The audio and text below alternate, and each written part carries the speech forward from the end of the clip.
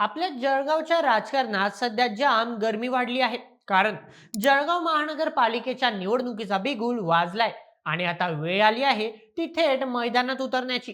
मित्रांनो, अर्ज मागे घेण्याची प्रक्रिया संपली आणि 4 जानेवारी पासून जळगावच्या गल्लीबोळात प्रचाराचे नारळ फुटले. ही निवडणूक का महत्वाची आहे? कारण गेल्या 7 वर्षांपासून जळगावकर ज्या हक्काची वाट पाहत होते, तो मतदानाचा हक्क आता त्यांना मिळणार आहे.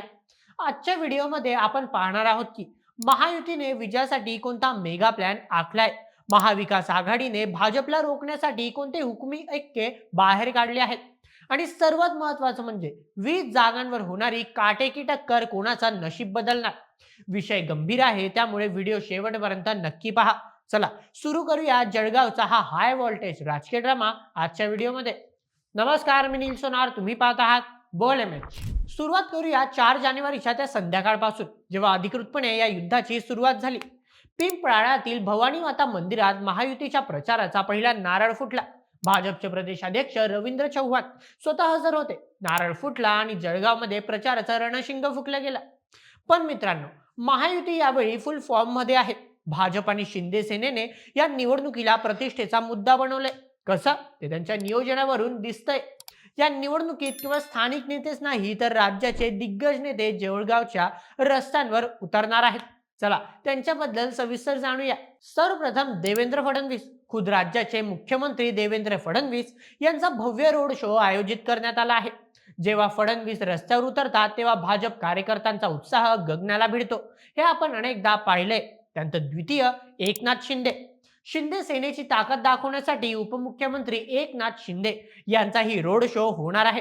पालकमंत्री गुलाबराव पाटील यांनी तर कंबर कसली आहे. त्यानंतर तृतीय, गिरीश महाजन. ज्यांना आपण भाजपचे संकट मोचक म्हणतो, त्या गिरीश महाजनांच्या सभाचं आयोजन सुद्धा तगडं झालं आहे. थोडक्यात काय, तर भाजपने विजयासाठी आपली पूर्ण ताकद पणाला लावली आहे. दुसरीकडे अजित पवारांच्या राष्ट्रवादीने सुद्धा स्थानिक नेत्यांच्या जोरावर कॉर्नर सभांचा धडाका लावण्याचं ठरवलंय.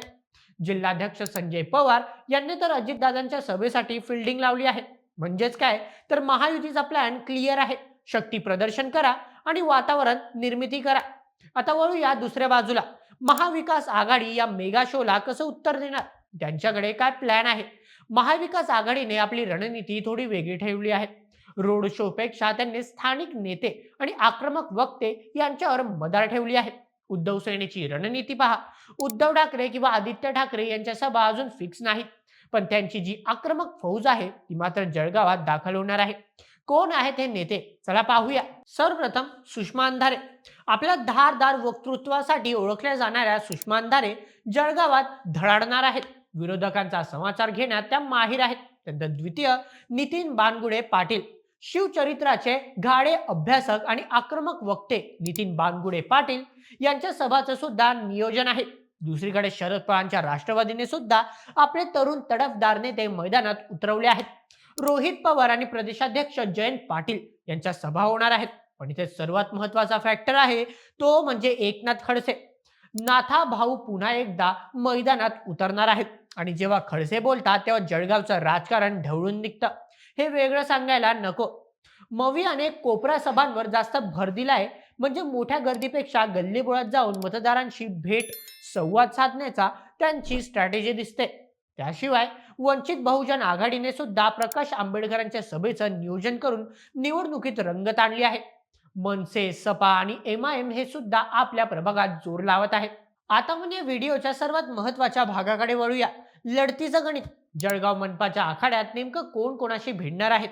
आकडेवारी पाहिली तर चित्र खूप रंजक आहे. सर्वात मोठी लढत आहे ती भाजप विरुद्ध उद्धव सेना. एकूण 20 ठिकाणी या दोन पक्षांमध्ये थेट आमने सामने लढत होणार आहे. काय ही लढत महत्वाची?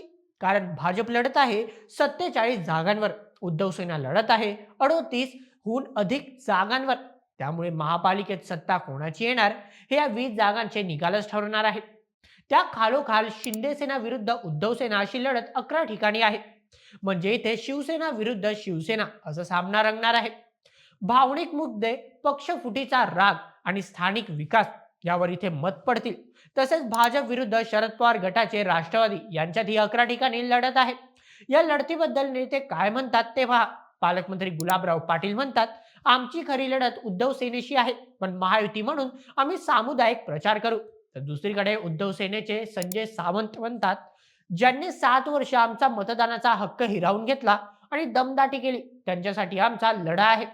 भाजपचे आमदार सुरेश भोळे यांचा विजयाचा विश्वास आहे, तर अजित पवार गटाचे गुलाबराव देवकर म्हणतात की आम्ही महायुतीचा घटक आहोत, पण जिथे मैत्रीपूर्ण लढत आहे तिथे आम्ही ताकदीने लढू. म्हणजे काय मित्रांनो, चित्र स्पष्ट आहे. जळगावमध्ये फ्रेंडली मॅच कमी आणि काटेकी टक्कर जास्त बघायला मिळणार आहे. तर मित्रांनो, हे आहे जळगाव महानगरपालिका निवडणुकीचं सध्याचं चित्र. एकीकडे मुख्यमंत्री उपमुख्यमंत्र्यांची फौज आणि रोड शोचा धडाका, तर दुसरीकडे स्थानिक मुद्द्यांवर भर देणारी महाविकास आघाडीची रणनीती. थंडीचा जोर कमी झाला असला तरी राजकीय वातावरण मात्र चांगलंच तापलंय. या रणधुमाळीत कोण जिंकणार?